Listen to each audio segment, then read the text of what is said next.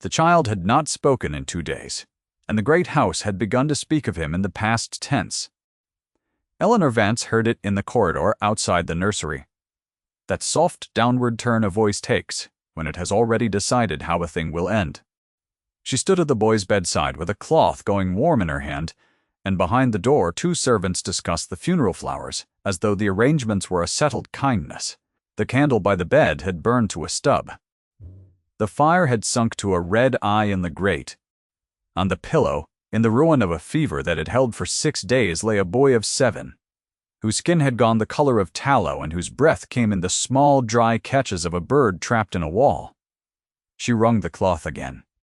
She laid it to the back of his neck, where the heat pooled worst, and she counted his breaths, the way she had learned to count them in the fever wards at Bristol, where the counting had been the only prayer permitted to a woman of her station. To the household of Ravenscar she was the hired nurse, sent up from the village on the physician's word, a plain woman in a grey dress, who was to sit with the young master until the crisis broke him one way or the other. To the physician she was a pair of steady hands, and nothing more. What none of them yet knew was that Eleanor had buried her own reasons for taking this work, and that she had not come to Ravenscar to watch a child die. You will meet a man in this house who has forgotten how to hope, and you will watch a small hand teach him. Stay to the end, and tell me in the comments whether you saw it coming. But first, the fever, and the boy, and the long dark hours nobody wished to sit through. The boy's name was Thomas. His mother had been 3 years dead, and in 3 years his father had not once come to the nursery after dark. Ravenscar Hall stood on a shoulder of grey stone above the Yorkshire moor, and in the autumn of that year the wind came off the high ground and pressed at the windows all night like something asking to be let in. Eleanor had arrived on a Tuesday in a farmer's cart, with her box of clean linen and her small case of the things she trusted, willow bark and vinegar, and a bottle of good brandy for the moments the physician did not sanction. She had been shown to the nursery by a housekeeper whose mouth had gone thin at the sight of her. She had been told the rules. She was not to trouble the master.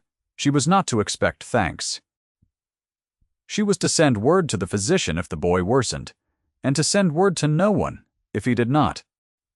The master of Ravenscar was Julian Ashworth, the Earl of Ravenscar, and by the second night, Eleanor had learned to know his tread on the stairs without seeing him. He climbed to the landing below the nursery, and he stopped there, always at the same hour, and he stood in the dark a long while, and then he went down again. He did not open the door. He did not ask. The housekeeper said he had not entered the nursery since the Countess died in it, and she said it in the tone of a woman reporting weather, as though grief in this house had hardened into a fixture like the stone. He is not the obstacle, though she thought he was. Remember that, as the cold comes on. On the 3rd night, the fever climbed. Eleanor had seen it climb in others, and she knew its steps. First the skin dried and the lips cracked. The boy stopped sweating, which the ignorant took for improvement, and which she took for the worst of signs. Then the small body began to shiver, though it burned, and the eyes rolled beneath the lids and the breath grew shallow and quick.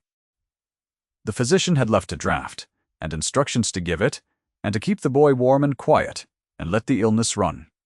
Eleanor looked at the draught, which was mostly laudanum, and she looked at the boy, who was drowning slowly in his own heat, and she made the decision that would either save his life or end her employment before the week was out.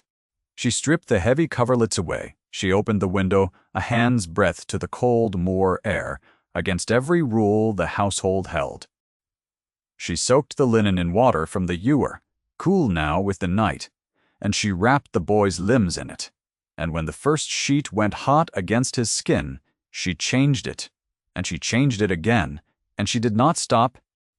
She talked to him while she worked, low and steady, the way she had talked to the dying and the not yet dying alike, because she believed some part of a person heard even when the rest had gone under. She told him the fever was a tide and that tides turned. She told him his own name, over and over, so he would have something to hold. She told him it was not his time, though she did not know if that was true, because a nurse who tells the truth in the dark tells only the truth that helps. The door opened at 2 in the morning. She did not hear it over the wind.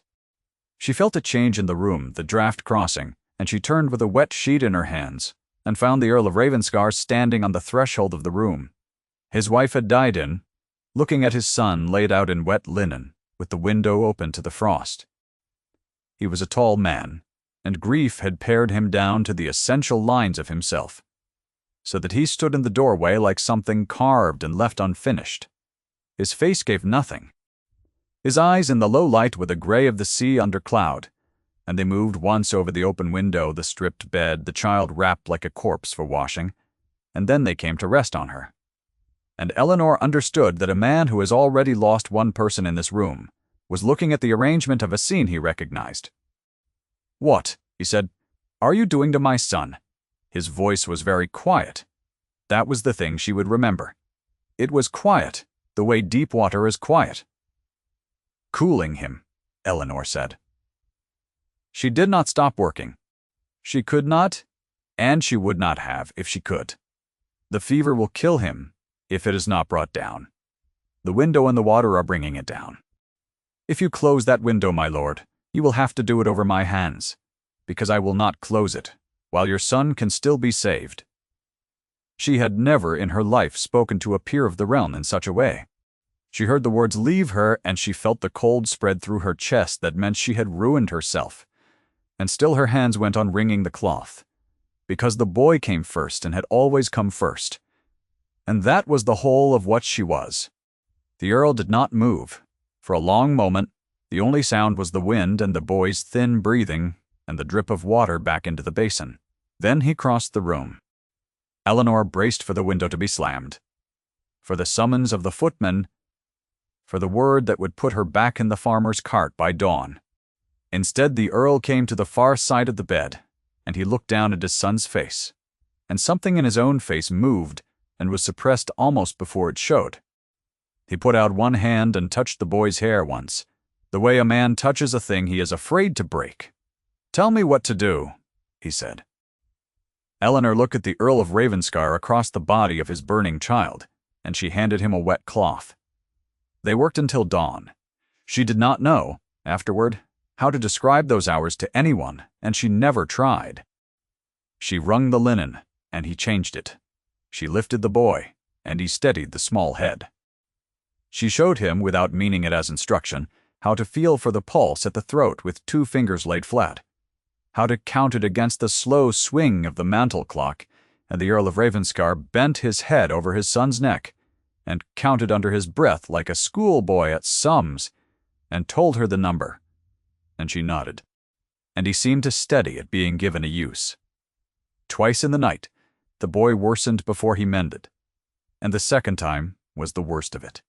Near 4 o'clock, the small body arched, and the breath stopped, and for the length of 3 of Eleanor's own heartbeats there was nothing at all in the room, no rise of the thin chest, no sound but the wind. She had her hands on him at once, turning him, rubbing hard at the breastbone with the heel of her palm, saying his name low and fierce, "Thomas, Thomas, come back now." And across the bed she felt the Earl go rigid as a man waiting for a shot.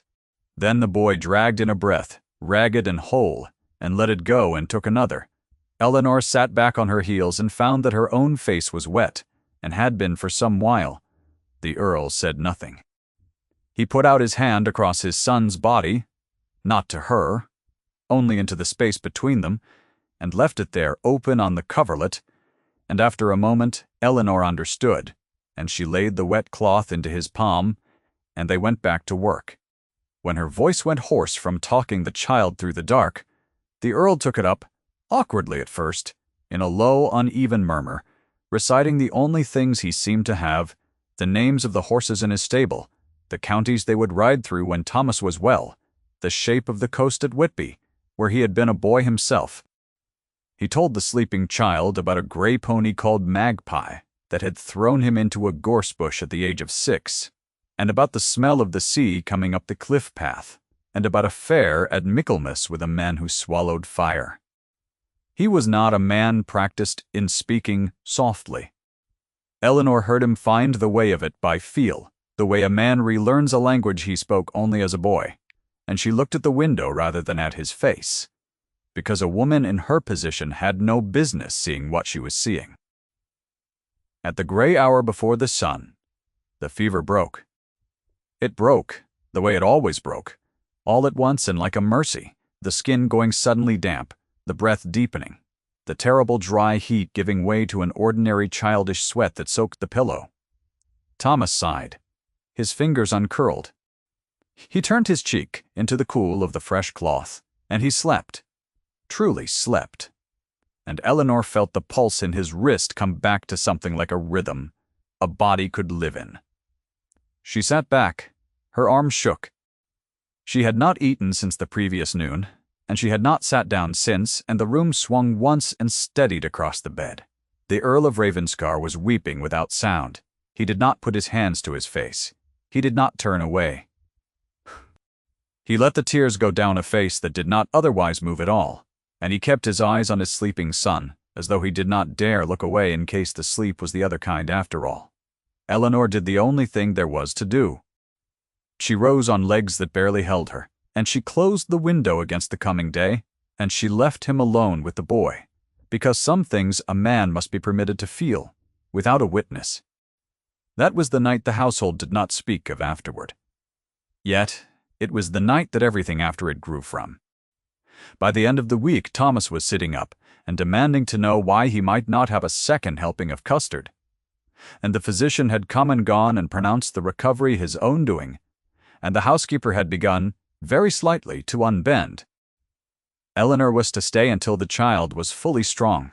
That was the arrangement. She told herself it was only the arrangement. The village had a name for a woman like Eleanor, and the name had followed her north. She had learned this on the second Sunday, when she walked down to the church and felt the pews cool around her, and heard behind her hand-cupped mouth the word that had chased her out of Bristol and would chase her anywhere she went. A woman said it low to another woman, thinking Eleanor too far ahead to hear. "There goes the one they turned out of the infirmary," she said. "The disgraced one." Eleanor kept her eyes on the altar and her back straight, and she did not turn, because turning was what they wanted, and she had long ago stopped giving them what they wanted. What none of them knew, and what she had told no one at Ravenscar, was why she had been turned out of the Bristol infirmary, and that the reason was not the one the village had decided upon. She had refused to stop treating a dying pauper the governors had ordered abandoned.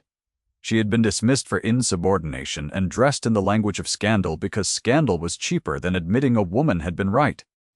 She carried the label the way she carried her case of remedies, because setting it down had never once been offered as a choice. Thomas grew stronger, and Thomas grew attached, and there was nothing Eleanor could do to prevent either.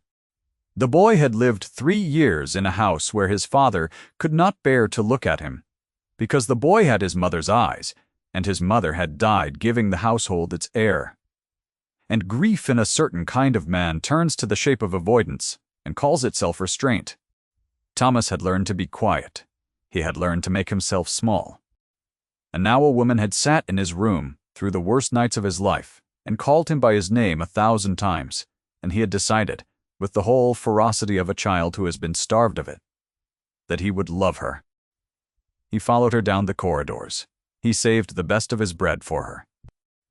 He learned that she liked the small purple flowers that grew in the crack of the terrace wall.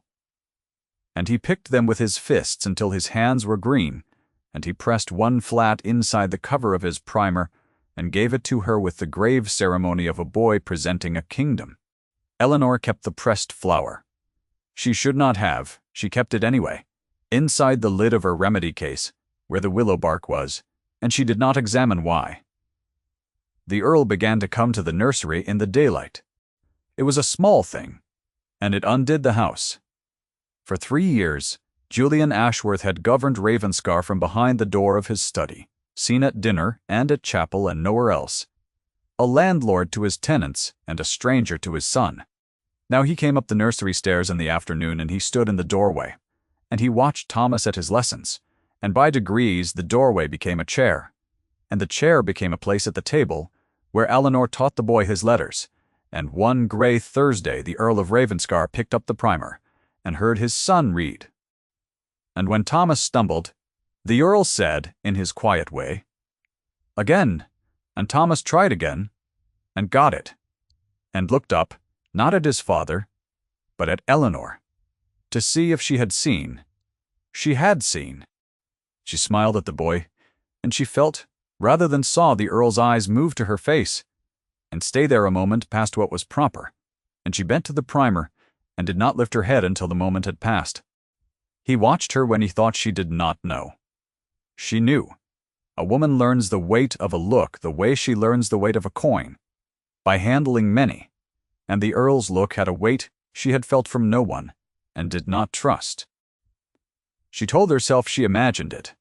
She told herself a man does not look at a hired nurse in a gray dress as though she were the only lit window in a dark country. She told herself many things in those weeks, and her body believed none of them, because her body had begun to know exactly where in any room the Earl of Ravenscar stood, and to warm at his nearness before her mind had leave to disapprove.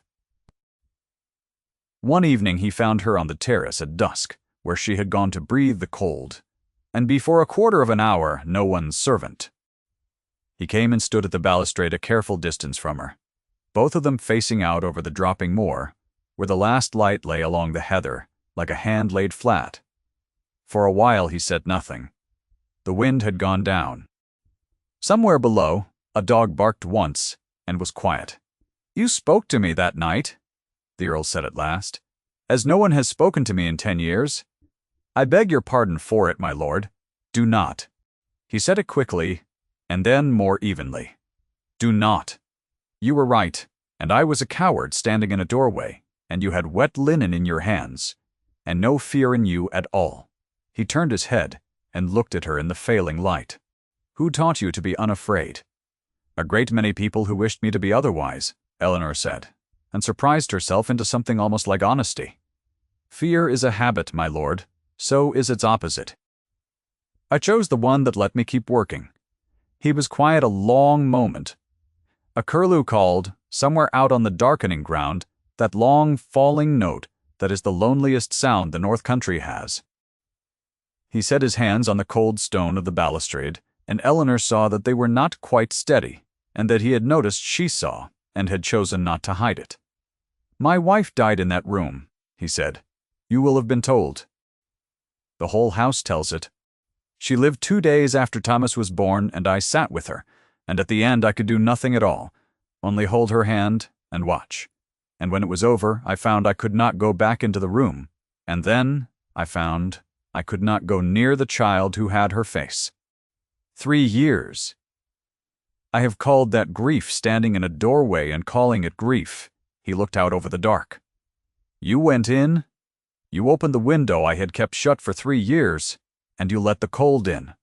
And the boy lived. I have not decided yet whether I can forgive you for showing me it could be done." Eleanor did not answer that. There was no answer to it that was not larger than she could afford to say. The light went off the heather. And then in the near dark he said a thing she had not been prepared for. "I do not know how to thank you," he said, "for giving me back my son. I do not think there is a way. But I find I do not wish to thank you and be done. I find I do not wish you to go at all." He stopped. She heard him hear himself, heard the discipline of 10 years reach out and take hold of the words before they could go further. "That was improper," he said. "Forget it." "My lord," Eleanor said, and her voice was not entirely steady. "I am a nurse, the parish would call a fallen woman. You are the Earl of Ravenscar. There is nothing to forget, because there was never anything that could be remembered." She went inside before he could answer. She did not sleep. "You may think you know where this is going. Stay with her a while. The moor is wider than it looks, and the season has not yet had its say." The season had its say through the arrival of the Earl's aunt. Lady Prudence Ashworth the Dowager came north, when word reached her that her nephew had begun to behave strangely, which is to say that word reached her that her nephew had begun to behave like a living man, and she did not care for it. She arrived in a black traveling carriage with a lady's maid and a mountain of trunks and a niece by marriage in tow, a Miss Cassandra Fenwick of the Northumberland Fenwicks, who was, the dowager announced within the hour of her arrival exactly the sort of woman Ravenscar required. Miss Fenwick was fair and cool and beautifully turned out, and she had a settled fortune and a spotless name and a way of entering a room as though it had been waiting for her. And the dowager arranged her at the dinner table like a jewel, set to advantage in a dark room. The dowager understood the household in an afternoon. She was not a stupid woman, and stupidity was never the trouble with her kind. She saw the boy's devotion to the nurse. She saw the Earl's chair drawn to the nursery table. She saw, with the swift, cold arithmetic of a woman who had spent 60 years reading rooms, exactly where the danger lay, and she moved against it the way such women move, not with cruelty that could be named, but with 100 small corrections no one could quite object to. "The nurse," she said to Eleanor, "in the corridor on the second day, has done her work admirably, and her work is done. A boy of 7 does not require a nurse. He requires a governess of good family, and in time, a school. You will understand that your continuing here has begun to occasion remark." She smiled, and the smile did not reach anything. "A woman with your history must be especially careful of remark." There it was again. Your history. Spoken now in the polished sentence of a dowager. In a corridor hung with the portraits of Ravenscar's dead, and it landed exactly where the woman intended it to land. "I serve at his lordship's pleasure," Eleanor said. "When his lordship tells me my work is done, I will go." "His lordship," said Lady Prudence, "does not always know his own pleasure. That is what his family is for." The weeks that followed were an education in how a house can be made to close against a person by inches. Miss Fenwick was installed at every meal. Eleanor took hers in the nursery now, which was proper, and which had not been required before. The Earl was kept busy with the affairs the dowager discovered. Urgently needed his attention: the drainage of the low fields, the disputed boundary, the tenants who must be visited, the dinners that must be given. Eleanor saw him seldom and never alone. Thomas grew fretful and clinging and did not know why the good weeks had ended, and cried one night that everyone he loved went away. And Eleanor held him and said nothing, because the only comfort she had was a lie, and she would not give the boy a lie. There was one supper in that stretch Eleanor did not forget. She had been sent for to bring Thomas to the drawing-room, that the company might see the air was mended, and she stood at the edge of the candlelight with the boy's hand in hers, while Miss Fenwick played at the pianoforte and the dowager praised her, playing at intervals calculated to fill every pause. The Earl sat where he had been placed and answered what was asked of him, and looked once across the room to where Eleanor stood in her gray dress in the shadow past the candles, and Eleanor saw the look, and saw the dowager see it, and saw the dowager's fan rise a half-inch and turn, and knew that the small measured war being waged in that house had just been noted as won on one side, and not yet lost on the other. Miss Fenwick reached the end of her piece. The dowager said it was charming. Thomas, in the clear voice of a tired child, said he liked better the way Eleanor sang when the fire was low, and the room laughed indulgently, and the dowager did not laugh at all. She began, in the small hours, to pack her case in her mind. She did not want to. She made herself. A woman who has been turned out of places learns to leave before she is thrown, because the leaving under her own power is the one dignity no one can take. She took the pressed flower from the lid of her remedy case and looked at it in the candlelight, the purple already going soft toward brown, and she thought of leaving it behind, so that the boy might keep it, and she thought of taking it, so that she might, and she could not decide. And she put it back where it was and blew out the candle, rather than decide. The Earl came to her once in that whole gray stretch, and it went badly. He found her in the library, at an hour he had reason to know she would be there, returning the primer to its shelf. He was not a man who found words easily, and the dowager's management had wound him tight, and what he meant as an offering came out as a command. "You are not to leave," he said. "Whatever my aunt has said to you, you are not to go." Eleanor set the primer straight on the shelf. "You cannot keep a servant who has become a subject of talk, my lord. It does you harm, and it does the boy harm. and I will not be the cause of harm to either of you. Your aunt is right in the particulars, even where she is wrong in the whole. I do not care what the parish says of you." "You will care," Eleanor said, "when it is said of your son that his father kept a fallen woman under his roof and called it care for the child. You will care then, and you will be right to." She heard her own voice go hard because it was the only way to keep it from going soft. "Let me do the one useful thing left to me and go before I cost you more than I have already been worth." "Is that what you think?" he said. "That you have been a cost." She did not answer, because the true answer was in her throat, and she could not afford it. Behind her, she heard him say her name. Once, Eleanor, not Miss Vance, her given name in his mouth, for the first time in all those weeks, and it stopped her in the doorway with her hand on the frame and her heart going like a hare. But she did not turn. She had turned for no one in 10 years, and she would not begin with a man she could not have. The blow, when it came dressed as a kindness, which is how the worst blows come. The dowager gave a dinner. It was given out as a celebration of young Thomas's recovery, and the neighborhood was invited, the country families for 20 miles, and the long dining room at Ravenscar was opened and lit with 100 candles and set for 30, and at the head of it the Earl, and at his right hand Miss Cassandra Fenwick in ice-blue silk. And nowhere at the table any place for the woman who had sat through the fever. That was correct. Eleanor did not expect a place. She kept to the nursery and dressed Thomas for his brief presentation to the company and prepared to send him down. The dowager wanted more than absence. Absence was not a lesson, and Lady Prudence meant to teach one. And a lesson requires an audience to be learned. She had spent 40 years arranging rooms so that the right people saw the right things at the right moment, and she arranged this one with the same care she gave to seating a duke below a marquis. Every effect was intended. Nothing in that bright hall was left to chance.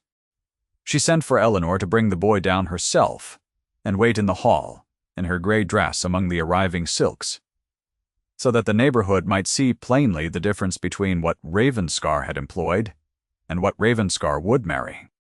And when Eleanor stood in that bright hall with the child's hand in hers, the dowager said, in a voice pitched to carry the length of it, so that the conversation faltered and the faces turned, "This is the creature my nephew has had tending the heir of Ravenscar, a nurse dismissed from a public infirmary for conduct I will not name in company.